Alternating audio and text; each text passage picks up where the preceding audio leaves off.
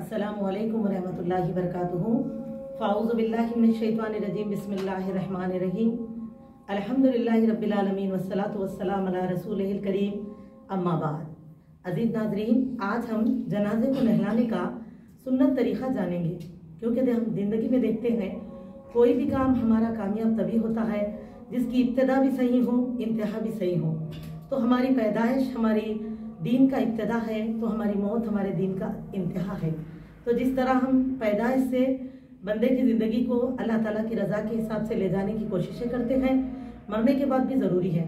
और हमारे लिए ये हुक्म है कि जब किसी का इंतकाल हो जाए तो जिस हद तक हो सके करीबी रिश्तेदार में से ही नहलाने की कोशिश करें इंशाअल्लाह ताला। और इसके लिए आइए एक हदीस में आपके आगे रखती हूँ, जिसकी रावी जो है उम्मे अतिया रज़ी अल्लाह तआला अन्हा है, जिसको बुखारी और मुस्लिम ने रिवायत किया है। फरमाती हैं, जब नबी करीम सल्लल्लाहु अलैहि वसल्लम की साहिबजादी सैयदा ज़ैनब रज़ी अल्लाह तआला अन्हा का इंतकाल हुआ तो आप सल्लल्लाहु अलैहि वसल्लम ने हमको नहलाने की तालीम दी और फरमाया कि मेरी बेटी के आज़ा को अच्छी तरह नहलाओ और जो नहलाने वाला पानी है उसको ताक अदद लो और उसमें बेरी के पत्ते यानी कि बेरी के पत्तों को उसमें शामिल करो। और फरमाया कि जब अच्छी तरह नहला लेना तो मुझको खबर देना। उम्मे अतिया रज़ी अल्लाह तआला अन्हा फरमाती हैं, जब हमने पानी नहला लिया तो आप सल्लल्लाहु अलैहि वसल्लम को खबर दी तो रसूलुल्लाह सल्लल्लाहु अलैहि वसल्लम ने अपनी चादर हमारी तरफ फेंक दी। फिर आप सल्लल्लाहु अलैहि वसल्लम ने फरमाया कि उनकी बालों की 3 चोटियाँ बनाओ और इस चादर में अच्छी तरह उनके जिस्म को लपेट दो। तो अल्हम्दुलिल्लाह इससे हमें पता चला कि जो नहलाने का जो सुन्नत तरीक़ा है उसकी मुनासिबत से ही हमें नहलाना चाहिए। जिस तरह ज़िंदगी के बक़िया मामलात हमको आप सल्लल्लाहु अलैहि वसल्लम की ज़िंदगी से रहनुमाई मिल रही, दीन का मामला भी वैसा ही है। और एक हदीस है जिसके रावी सैयदना अली रज़ी अल्लाह तआला अन्हु फरमाते हैं, रसूलुल्लाह सल्लल्लाहु अलैहि वसल्लम को जब हमने गुस्ल दिया तो गुस्ल देने वालों में मैं भी शामिल था। तो हमने शुरुआत गुस्ल आप सल्लल्लाहु अलैहि वसल्लम के पैर जिस्म को टटोलने से की और जब हमने आप सल्लल्लाहु अलैहि वसल्लम को बहुत ही पाक व साफ पाया। और एक बुखारी की हदीस है जिसमें ये आता है, उम्मे अतिया रज़ी अल्लाह तआला अन्हा जिसकी रावी है फरमाती हैं कि नबी सल्लल्लाहु अलैहि वसल्लम ने फरमाया सैयदा ज़ैनब रज़ी अल्लाह तआला अन्हा के वक्त ही कि मेरी इस बेटी के जिस्म को अच्छी तरह गुस्ल दो, ताक़दत पानी लो और आज़ा को अच्छी तरह दो। और फरमाया कि गुस्ल की शुरुआत वुज़ू से करना। तो आइए अब हम इन हदीस की रोशनी में अपनी सुन्नत से जनाजे को नहलाने का कैसा तरीक़ा है हम उसको जानें, ताकि जो रिश्ते हमारे ज़िंदगी में हम उनको इतने महबूब रखते हैं, मरने के बाद उनको गैरों के हवाले करके गैर शरई तरीक़े इख्तियार ना करें, बल्कि सब्र साबित क़दमी के साथ शरीयत की रोशनी में अपने जनाजों को नहलाने का एहतमाम करें। आइए अल्हम्दुलिल्लाह सबसे पहले हम ये देखेंगे कि जनाजे को महरम शख्सियतों के ज़रिए से नहलाने वाली जगह तक हम ले आ सकते हैं, क्योंकि ख़वातीन कभी ज़रा अच्छी पर्सनालिटी की होती हैं तो कभी इस हालत यानी कि ऐसी शख्सियत होती हैं कि औरतें ही जनाजा ला ले सकते हैं नहलाने वाले तख्ते तक। लेकिन कभी कभी औरतों का लाना मुश्किल होता क्योंकि पर्सनालिटी शख्सियत ज़रा अच्छी रहती है। तो ऐसे वक्त में महरम रिश्ते उनको तख्ते तक पहुंचा सकते हैं। और जब अल्लाह तख्ते पर उनको ला ले तो सबसे पहला काम क्या करना है, सबसे पहले तो हमको चाहिए कि जनाजे मैयत के जिस्म पे जो भी वो दुनियावी ज़रूरियात की चीज़ें, जैसे अब हम जो तरीक़ा देख रहे हैं वो ख़वातीन का देख रहे हैं, तो आमतौर पर ख़वातीन के हाथों में चूड़ियाँ होती हैं और कभी देखते हम गले में जेवर होते, कभी नाक में जेवर होते। तो उन तमाम जेवरात को अच्छी तरह उतार देना चाहिए सबसे पहले, और पूरे जेवरात वगैरह सब निकाल देंगे। उसके बाद हमको इस बात का ख्याल रखना चाहिए बेपर्दगी हरगिज़ न हो, पूरी तरह पर्दे का ख्याल रखें। जो नहलाने वाले भी हैं वो भी जो है किसी तरह जिस्म पे जनाजे मैयत के जिस्म पे नज़रें न पड़ें, काबिल सतर हिस्सों पर इसका अच्छी तरह ख्याल रखें। और तीसरी बात यह है कि हाथों में ग्लव्स वगैरह पहन लें, बगैर किसी आड़ के मैयत के हाथ जिस्म को छूने का एहतमाम ना करें। और अल्हम्दुलिल्लाह और इसके साथ हम देखते हैं सबसे पहले ख़वातीन होंगी तो चाहे यानी कि बाल खोल दें, क्योंकि सर में चोटियाँ होती हैं, चोटियाँ बंधी हुई होती हैं, अच्छे खासे बाल होते हैं ख़वातीन को। तो सबसे पहले बालों को चोटियों को खोल देना चाहिए अच्छी तरह से और बालों को खोल लेना चाहिए पूरे उतार देने के बाद, चूड़ियाँ वगैरह उतार लेने के बाद। अब उसके बाद हम ये करेंगे सबसे पहले, अब उसके बाद दूसरा जो चादर लाते हैं, जिस चादर में जनाजे को लाया गया उस चादर को निकालने का तरीका कि हम कैसे आसानी के साथ उस चादर को निकाल सकते हैं। आइए देखें। सबसे पहले आ जाइए,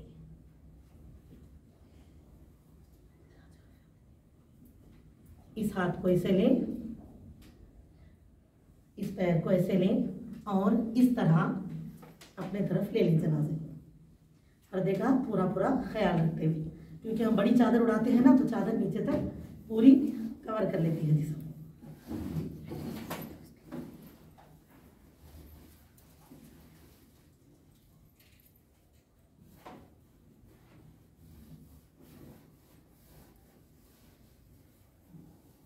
अब उसके बाद आगे वालों को बड़ी आहिस्तगी के साथ जिस्म को छोड़ेंगे और आराम के साथ। अब फिर इस तरफ से बदन को उधर दिया जाएगा।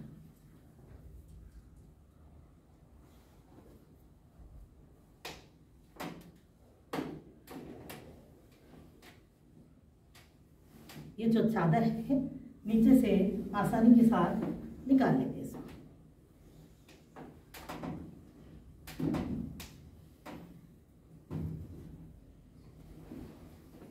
देखिए बहुत ही आसानी के साथ हम चादर निकाल लेंगे इस तरह से। इसके बाद हम क्या करेंगे, ऊपर जो चादर पहले से ढकी थी उस चादर को निकालेंगे।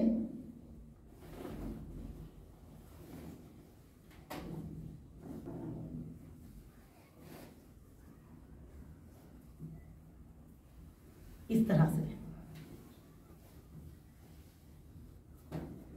देखिए, इस तरह सतर का पर्दे का पूरा पूरा ख्याल रखा जाएगा, किसी तरह की बेसतरी ना हो। अब इसके बाद मैयत से कपड़ों को निकाल दिया जाएगा। अब देखिए, अगर कपड़ों को निकालने में मुश्किल हो तो खैंची वगैरह का हम इस्तेमाल कर सकते हैं, क्योंकि जान जाने की वजह से जिस्म जो है कुछ देर के बाद पूरी तरह ठंडा होकर अकड़ जाता है। तो ऐसे वक्त में हम उतारने की कोशिश करेंगे तो जिस्म को तकलीफ होगी और आज़ा जो है मुड़ेंगे नहीं जितना आसानी से। जान जब जिस्म में होती है तब पलटते हैं, तो इसीलिए जो है खैंची से कतर ले सकते हैं। जैसे कि अगर हम यानी कि इस तरह कटते से कट करेंगे, दूसरी तरफ से ऐसे कट करेंगे, दोनों टुकड़े अलग हो जाएंगे लिबास के, आसानी से निकाल लिया जाएगा। इसी तरह बखिया भी कपड़े निकाल लिए जाएंगे। ये कोई सुन्नत नहीं है कि ऐसे ही निकालें। अगर आसानी से उतर सक रहे हम उतार ले सकते, नहीं उतर रहे तो हमको चाहिए कि उसको कट कर दें। ठीक है, इस तरह कट करने के बाद नीचे का हिस्सा नीचे से निकाल लेंगे, ऊपर का ऊपर से, इस तरह पर्दे का ख्याल रखते हुए। इसके बाद सबसे पहले पेट को टटोलना चाहिए, क्योंकि जो भी पेट में अंदर फुजला बाकी रहेगी जान जाने के बाद वो फुजला बाहर हो जाएगा, तो उसको अच्छी तरह टटोलेंगे। जैसे कि सैयदना अली रज़ी अल्लाह तआला अन्हु फरमाते हैं कि नबी सल्लल्लाहु अलैहि वसल्लम को जब हमने गुस्ल दिया तो आप सल्लल्लाहु अलैहि वसल्लम के जिस्म को टटोला गया। तो आप थोड़ा हल्का सा, ऐसा नहीं कि बहुत जोर जोर से दबाएं, धक्का दें कि जिस्म से जो है मुंह से या नाक से ब्लड आने लग जाए, ऐसे नहीं करना चाहिए, बल्कि आसानी के साथ हल्का सा जी पेट पर हाथ फेर, इस तरह से हाथ फेरना चाहिए, इस तरह से, ताकि उससे जो भी कुछ पेट में अगर जमा हो, कुछ भी फुजला रह गया हो तो वो आसानी से निकल जाएगा। उसके बाद थोड़ा सा मैयत को उठाया जाएगा।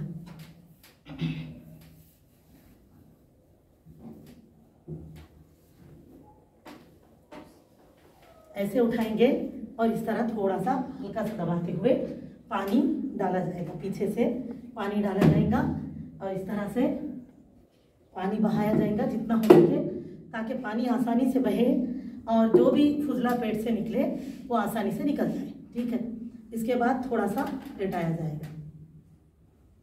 ये अमल को 3 मरतबा दोहराया जाएगा, एक बार नहीं बल्कि धीरे धीरे से, फिर से थोड़ा सा पेट पे हरकत देते हुए फिर दूसरी मरतबा फिर उठाया जाएगा, ताकि आसानी से जो है फुजला जो भी बचा है वो जिस्म से निकल जाए। और हर बार जो है पानी अच्छी तरह बहाया जाएगा और ज़रूरत पड़ने पर पानी को इस तरह भी डाला जा सकता है चादर के अंदर से, जो कपड़े से नहलाया जाएगा।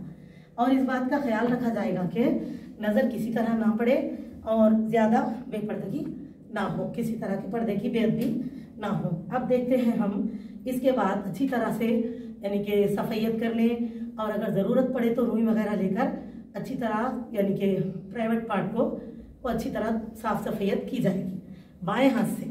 और उसके बाद जो सफ़ैयत पूरी तकमील हो जाएगी।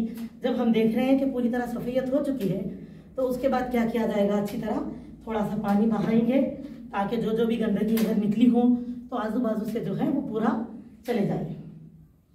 इसके बाद करेंगे ये कि जो हाथ से यानी कि सतर को तहारत दी गई है उस हाथ के ग्लव्स को, जो हाथ में दस्ताने पहने, उस दस्ताने को उतार दिया जाएगा। जाकर और दूसरा दस्ताना पहन लेंगे इस तरह से, ताकि जिस्म को बगैर दस्ताने के हाथ लगाते हुए तकलीफ न पहुंचे, इस तरह से।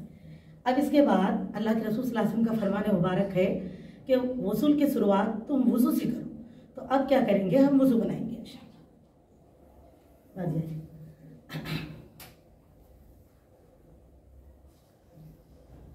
ये इस तरह से वज़ू करवाया जाएगा। उंगलियों को अच्छी तरह साफ करते हुए वज़ू करवाया जाएगा।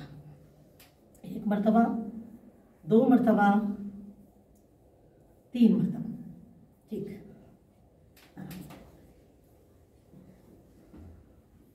इसके बाद हम क्या करेंगे,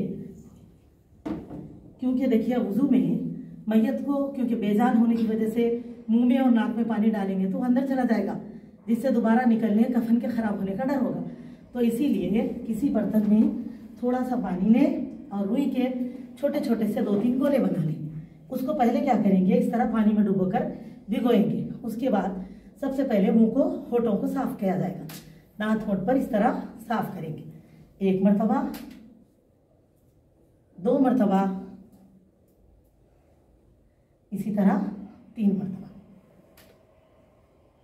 फिर क्योंकि नाक में भी तो पानी हम नहीं चढ़ा सकते तो इसके लिए इसी तरह से पानी में डुबोकर या पानी में ऊपर से भिगोकर नाक के नथनों में रुई से साफ किया जाएगा। 1 मरतबा, 2 मरतबा, 3 मरतबा। इस तरह रुई से नाक के अंदर के हिस्से को साफ किया जाएगा ताकि नाक में अगर कुछ भी गंदगी वगैरह रहे तो वो साफ सुथरा हो जाए। अल्हम्दुलिल्लाह इस तरह से करेंगे। और इसके बाद हम हाथों को धो लेंगे। उसके बाद हाथ में पानी लेकर चेहरे को धोया जाएगा।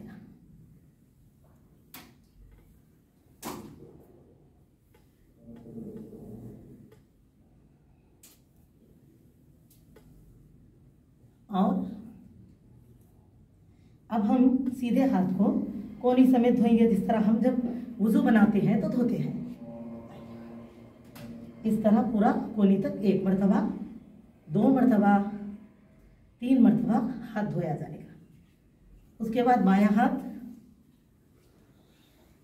1 मरतबा नीचे तक उंगलियों वगैरह का खलाल करते हुए पूरा कोनी तक धोया जाएगा। 2 मरतबा और 3 मरतबा। फिर उस हाथ को अच्छी से रख दें आराम के साथ। अब उसके बाद पानी लेकर सर का मसा बनाया जाएगा। यहाँ से कानों का मसा भी, क्योंकि आमतौर पे देखते हैं हमारे यहाँ जिंदे हो या बेजान जिस्म हो, अक्सर लोग मसा बनाने में ऐसा एहतमाम करते। हालांकि सर का मसा सर की शुरुआत से है, ना तो थोड़ी, ना नाक, ना पेशानी, बल्कि सर के इब्तदाई हिस्से से शुरू करें और बुद्धि पर उसको ख़त्म करें।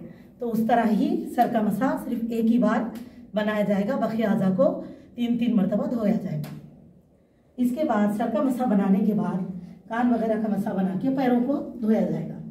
एक एक उंगलियों को वगैरह अच्छा साफ करते हुए 1 मरतबा, 2 मरतबा, 3 मरतबा।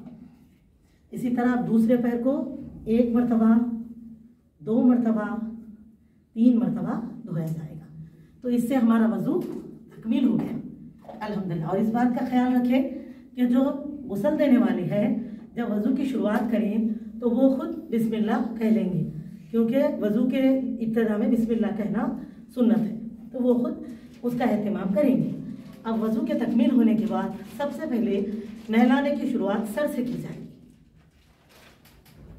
जब कोई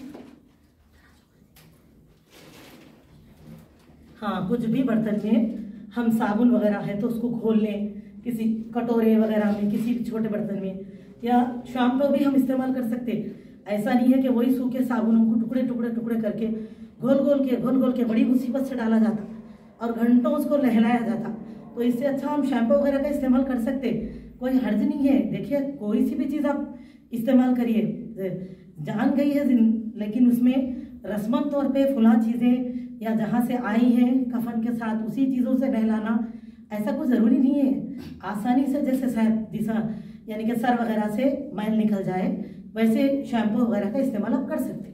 तो लिहाजा कोई एक सर को हाथ में पकड़ लें इस तरह से और दूसरे बालों को अच्छी तरह खोल कर भिगोएं और साइड में बाल ले लें, क्योंकि लेडीज़ के बाल जो होते हैं बड़े बड़े होते हैं तो नहलाने में मुश्किल होती। तो साइड में बाल लेकर अच्छी तरह रगड़ें, फिर पानी डालकर सर को अच्छी तरह धोएं। इस तरह से पूरा अच्छा बाजू से जितने बार हो सके पानी डालें और देखें, इत्मीनान कर लें कि सर अच्छी तरह साफ़ हो जाना चाहिए। अच्छे तरह सर के बाल साफ़ हो जाएं तो आराम से फिर सर को नीचे रखें और उसके बाद फिर पानी लें और चेहरे को धो लें। चेहरे को थोड़ा सा हल्का सा खम दें, क्योंकि अगर हम डायरेक्ट धोएंगे तो नाक और मुंह में पानी जाएगा। तो इसके लिए क्या करेंगे, थोड़ा सा बाजू करके चेहरे को सोप वगैरह लगाएंगे, लगा के ऐसे पानी डाल के इस तरह धो दिया जाएगा। तो इससे चेहरा पूरा आसानी से साफ हो जाएगा। ठीक है, जब इत्मीनान हो गया कि चेहरा अच्छी तरह धो लिया गया जी, इस चेहरे को अच्छी तरह धो लिया जाएगा। अच्छी तरह आँखों को अच्छा साफ करके अच्छी तरह धो लेंगे। कान वगैरह अगर पानी डाल रहे तो इस तरह से उंगली रख लें, नहीं है तो छोटे छोटे रुई के टुकड़े लेकर कानों में रख दे सकते, ताकि चेहरा वगैरह सर धोने में कान के अंदर पानी दाखिल ना हो। इसका ख्याल रखें। चेहरा भी अच्छा, और हम वो साबुन भी इस्तेमाल कर सकते हैं जो बाद में घर में इस्तेमाल कर सकते। ज़रूरी नहीं है कि जो चीज़ें लगाई गई उसको फेंक ही देना है, बल्कि आप उस साबुन का इस्तेमाल कर सकते। लगाते हुए चेहरे को धो लीजिए या फेस वॉश वगैरह जो भी लगाकर चेहरे को धो लें। इसके बाद हम करेंगे, चेहरे को धोने के बाद अब हम आज़ा को धोने की शुरुआत करेंगे। सीधी तरफ से शुरुआत करेंगे। तो ये सबसे पहले बाएं पहलू पे लिया जाएगा।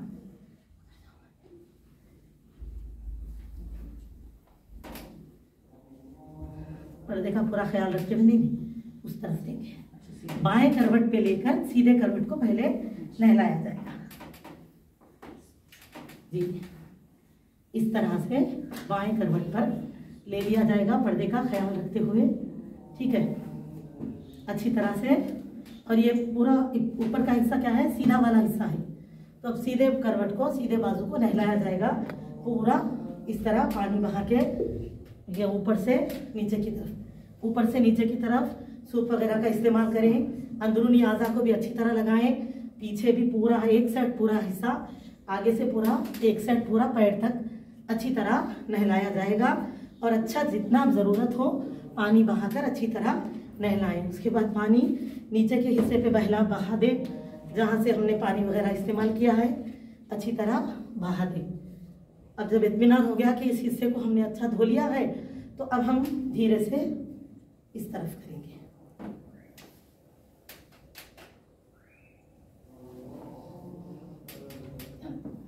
अब इस तरफ करने के बाद अब फिर सीधे पहलू पे रखकर बाएं पहलू को नहलाया जाएगा।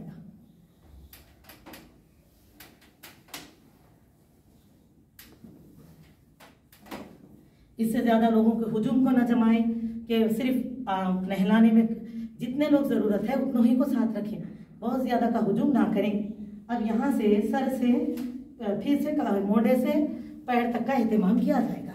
अच्छी तरह से पहले जिस्म को भिगो लें, फिर उसके बाद बॉडी शैम्पू है या साबुन है जो भी है, आसानी से लगने वाली चीज़ को लेकर अच्छी तरह पूरे जिस्म को लगाएं, ऊपर से नीचे की तरफ, फिर ऊपर से नीचे की तरफ 1 बार 2 बार 3 बार अच्छी तरह से धोएं। कि आप सल्लल्लाहु अलैहि वसल्लम ने जैसे फरमाया कि मेरे बेटी की आज़ा को अच्छी तरह धोना, मतलब 3 बार या 5 बार, तो ताक़दत कितने ही मरतबा अच्छी तरह से धुला लें कि दिल को इत्मीनान हो जाए कि जना मैयत जो है अच्छी तरह साफ़ हो चुकी है। उसके बाद पानी बहाएं उस तरफ से जहाँ हमने, यानी कि जिस तरफ से हमने नहलाया है उसको पानी बहाएंगे इस तरह से नीचे तक। अच्छी तरह सफ़ेद कर ली, नीचे सब जो बंद आज़ा होते हैं अंदर के उनको भी अच्छी तरह धो लें। और उस वक्त सिर्फ ऐसा हाथ लगाएं कि पर्दे ना हटे वहाँ से। उसके बाद अच्छी तरह जिस्म को उस तरफ ले लें, हाथ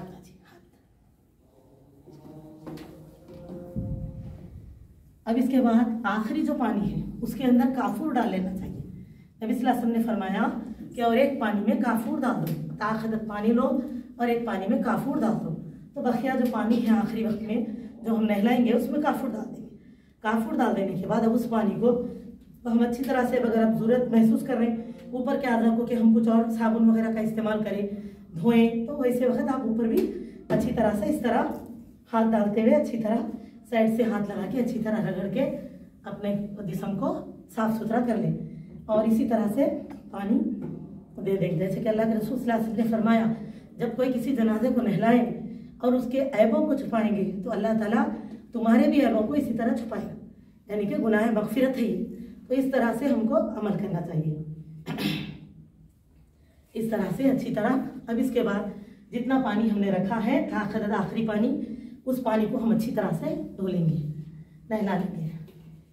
ठीक है, जितना ज़रूरत महसूस कर रहे हैं पूरा अच्छी तरह से, लेकिन ऐसा ना किया जाए कि पानी तो पूरा नहला दिया गया, अब पूरे खानदान वाले आके दो दो लोटे रस्मन डालता पूरा खानदान। तो ये चीज़ें बिल्कुल सही नहीं है, ये बिदअत रसूमात है, इससे बचें। जो नहला रहे नहला दिए, गुस्ल तो हो गया, आप किस चीज़ का गुस्ल, इस तरह के काम बिल्कुल ना करें कि वो आ रहे हैं 2 लोटे डाल रहे हैं, ये आ रहे हैं 2 लोटे डाल रहे हैं। और कोई दुआएं ऐसी नहीं है जिसको पढ़ा जाए। आमतौर पे हम क्या देखते हैं, लोग दुआ पढ़ रहे हैं, इतने इम्प्रेस होते हैं, लेकिन क्या दुआ पढ़ी जा रही है, बिल्कुल ऐसी बातें रहती उसमें, अरबी हमको समझ में आती नहीं और वो पढ़ते हम खुश होते। तो ना सुन्नत में जिंदे के लिए नहाते वक्त कोई दुआ है, ना मरहूम के लिए कोई दुआ है। बस सुन्नत के तरीके पर बिस्मिल्लाह कहते हैं वज़ू की शुरुआत करें, फिर इस सुन्नत के तरीके पर गुस्ल दें अच्छी तरह से। जब इत्मीनान हो गया, पूरा जिस्म अच्छी तरह धुल गया है, साफ सफाई अच्छी हो चुकी है, तो अब हम ये करेंगे, अब जनाजे को कफनाने का तैयारी करेंगे इंशाअल्लाह ताला। इसके लिए सबसे पहले इस पूरे यानी कि कच्चे कपड़े को निकाल दें, सूखा कपड़ा डालें।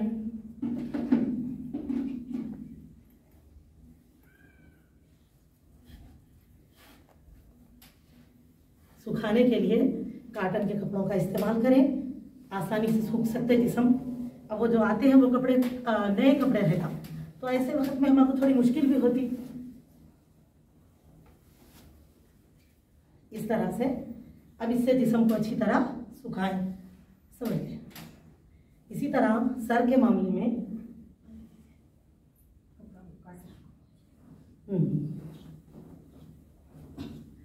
ऐसे करें।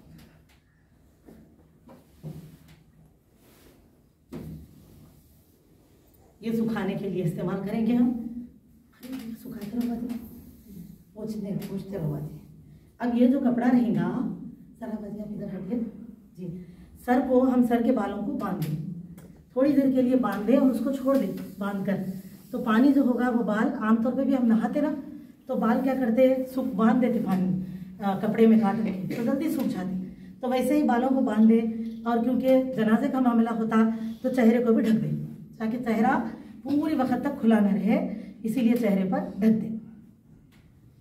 इस तरह से करें और उसके बाद आजू बाजू के पूरे जो हिस्सा है उसको अच्छी तरह सुखा लें। क्योंकि देखिए अब यहाँ से अगर हमको कफन किसी और टेबल पे है जिस पे कफनाना है, तो यहाँ से ले जाने से पहले एक दोबारा जैसे हमने चादर निकाली थी उसी तरीके पर करवट करके चादर को जो है बाजू से आधी चादर फोल्ड करके बाजू रखी जाएगी।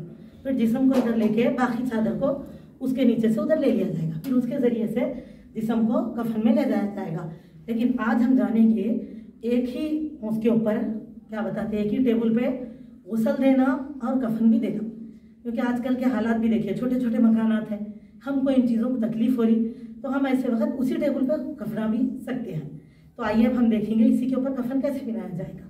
चलिए, अब हमने पूरे जिस्म को अच्छी तरह सुखा लिया है और आजू बाजू पूरा अच्छी तरह सुखा लिया, क्योंकि हमको कफन कच्चा ना हो जाए, क्योंकि इसी पे हम कफन पहनाने वाले हैं।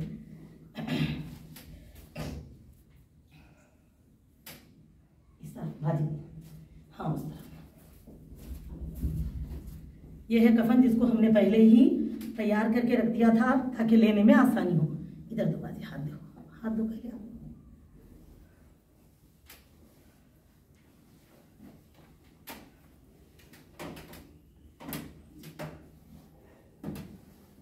अच्छा से दीजिए बाजी, आधे से ज़्यादा पूरा इधर कर देना, आधे से ज़्यादा करना मत इधर, ठीक है ना। गला तक सर आ गया ना, पैरों के नीचे वगैरह सब। खोलिए बाजू इधर, इधर और करिए थोड़ा, आप इधर आ जाइए, मैं खुद देखिए आराम से। आप जिसम को पकड़े रहे, अच्छा हाँ, अच्छा हाथ दो इधर, चलिए ये ठीक है। अच्छा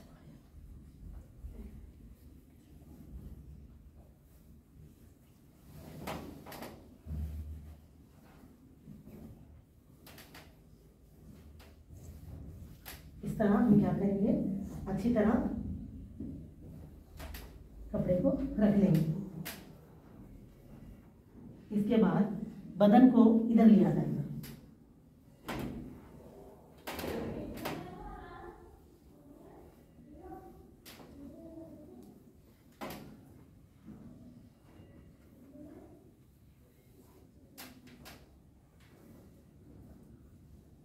कपड़ा इस तरफ लीजिए। आप बदन को थोड़ा सा उधर से इधर लेते हुए कफन को खोल लीजिए, है ना। ये बदन ऐसे सही आराम से। अब हम इंशाल्लाह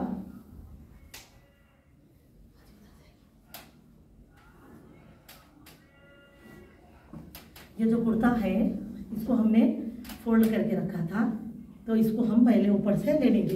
एक हिस्सा नीचे रख दिया गया था, एक ऊपर, तो ऊपर वाले हिस्से को ऊपर ले लेंगे और नीचे जो तर कपड़ा है उसको हम निकाल लेंगे। देखा किस तरह पर्दे का पूरा पूरा इत्तेमाम है ना, कोई तकलीफ नहीं है ना, जरा भी बेपर्दगी नहीं।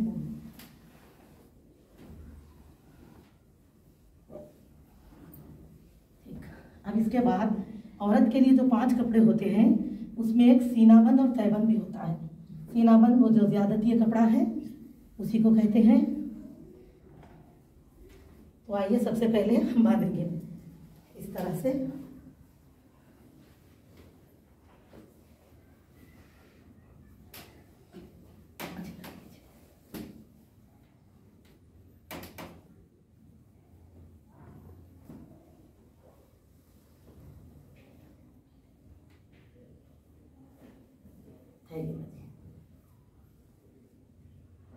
हट जाइए, हाँ ये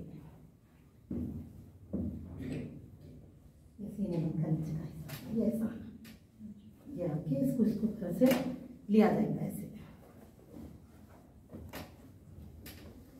इसे अच्छी तरह बांधा जाएगा। फिर अब ये नीचे का तहबंद का हिस्सा है, इसको ऊपर लिया जाएगा इस तरह से, ठीक है।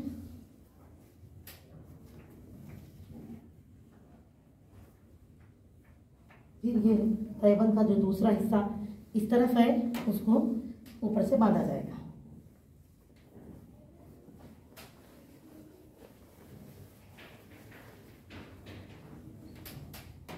बहुत अच्छी तरीके से साफ करके लीजिए, मैंने नीचे का नीचे करके ऊपर, नीचे का ऊपर, नीचे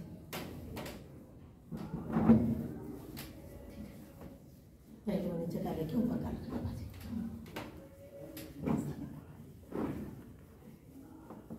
लाइए, इसके नीचे करिए, ये लीजिए, अच्छा करिए अंदर तक पूरा साइड में सीधा करिए।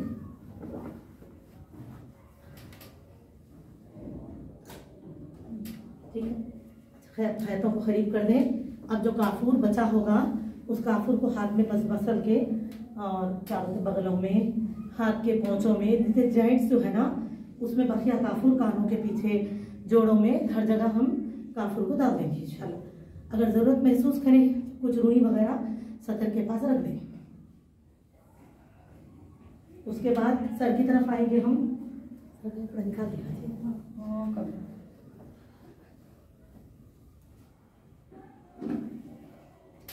सर को जिसको हम सुखाने वाले थे, अब इसको अच्छी तरह हमने, जब तक पानी पूरा, बाल जो बांधे थे हम वो सूख गए अच्छी तरह, चेहरा भी ढका रहा, अब हम उसको अच्छी तरह बालों को साफ कर लेंगे।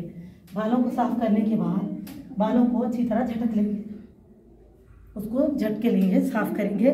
ज़रूरत पड़ने पर बालों को साफ सुथरा करें, ऐसे ही बिखरा हुआ न छोड़ दें।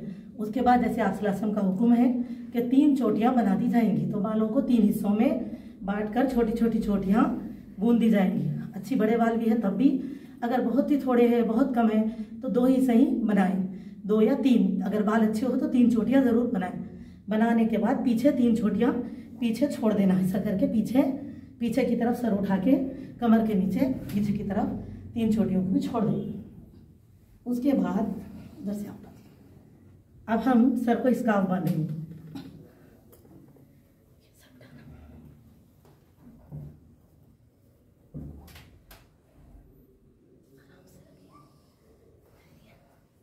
अभी फिर हटाइए।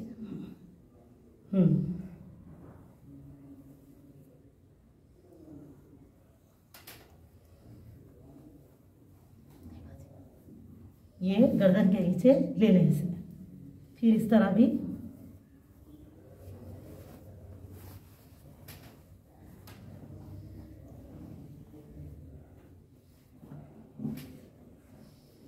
ये गर्दन के नीचे कर देंगे। ठीक है, अल्हम्दुलिल्लाह। अब इसके बाद हाथों को करीब कर दें अच्छी तरह और दाएं पहलू का कपड़े का हिस्सा लें। अगर अतर वगैरह कुछ हो तो सर के बालों में डाल दें, और तो खवातीन को अतर ऊपर न डालें। ये इस तरह से चादर के इस हिस्से को अच्छा लिया जाएगा। उसके बाद इस तरफ के हिस्से को अच्छी तरह से लेंगे।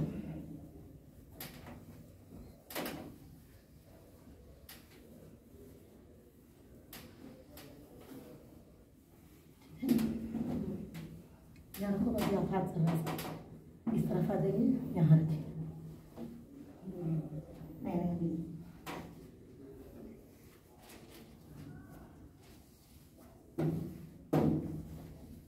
लाइए छोटे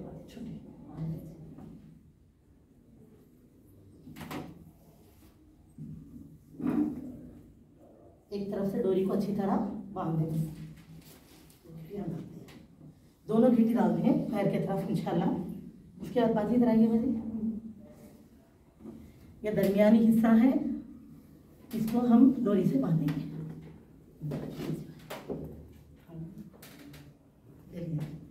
आया डोरी, अब हम इसको भी बांध देंगे।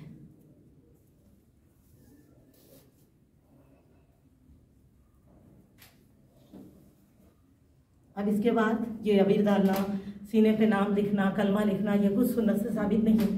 सुरमा लगाना, सुरमा जिंदों के लिए है, मुर्दों के लिए कहीं सुरमे का जिक्र भी नहीं है कि जिंदगी भर आप सल्लल्लाहु अलैहि वसल्लम सुरमे का एहतमाम किया करते थे। लिहाजा हमको चाहिए, ये चीज़ें सुन्नत से साबित हैं।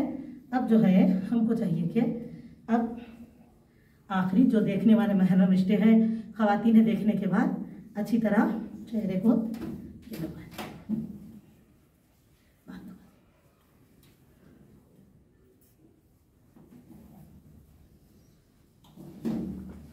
और जिस्म को ऐसा खुला ना रखे, बल्कि ऊपर से ढक दे।